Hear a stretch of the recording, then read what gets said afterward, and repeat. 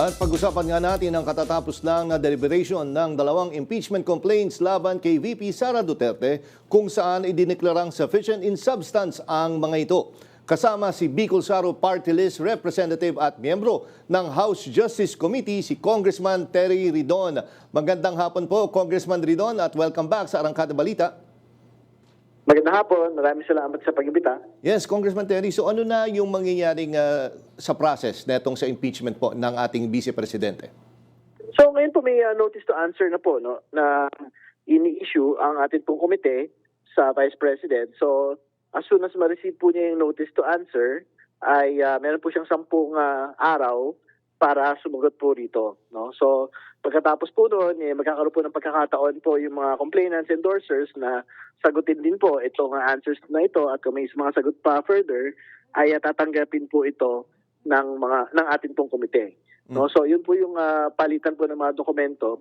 Pero ang nakatakdang tentative date nung pong susunod pong pagpupulong ay sa April 6. Congressman, kailan naman po kaya i-consolidate yung dalawang reklamo na ito?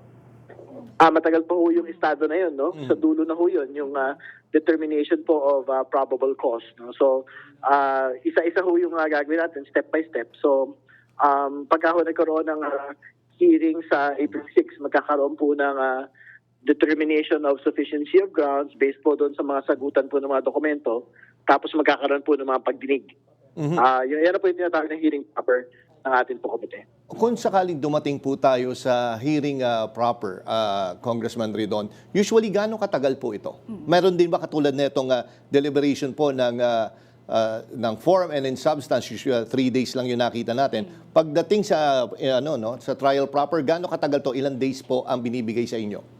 Wala naman hong nakatakdang mga particular na araw no, kung ilan po ang gagawin. Pero siyempre, kung gusto natin maging exhaustive po yung pagsisiyasat po ng komite, so lahat po ng mga dokumento at mga witnesses dapat maimbitahan po na at maisabpina po ng ating pong komite. Ang ating palugit naman po ay 60 session days no para makapag-report po sa plenary ng resulta po ng ating pong mga pagdinig. Kasi nga, kaya ako po naitanong to, Congressman, kasi alam natin na maraming ebidensya na isinumite.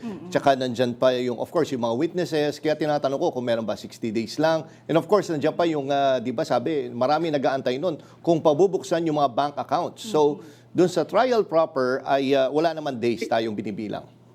Well, i-correct ko lang, hindi pa trial proper. Trial ay sa Senado. Ang hearing proper pa lang ho sa committee level, no? Ayan ho, pwede ho talaga mangyari lahat yan. So pwede magpasipina ng mga bank documents, pwede ho nga invite yung Anti-Money Laundering Council para masilip to kung meron mga suspicious transactions. Si Ramil Madriaga, yung sinasabi po nga bagong impormasyon, dito po sa impeachment po na ito, maimbitahan din po para pagbigay pagpapatotoo doon sa kanya pong mga binabanggit sa kanya pong affidavit. Kanina po nagkaroon kayo ng debate ni Congressman Rufus Rodriguez tungkol po sa pag-authenticate ng salain. Posible po ba itong magamit sa trial at hindi ba ito kasama sa annexes? Well, ano ho yun? Talagang pwede ho nga mag-introduce ng new information pagka ito na po yung pinag-uusapan kasi pwede ho magsabpina po yung komite ng iba't iba pong mga impormasyon, dokumento at tao para makatulong sa amin pong pagsisiyasan. So, I think even if hindi ho yan nasama sa annexes, pwede ho talaga kunin pa rin yan maisama doon sa final report ng komite.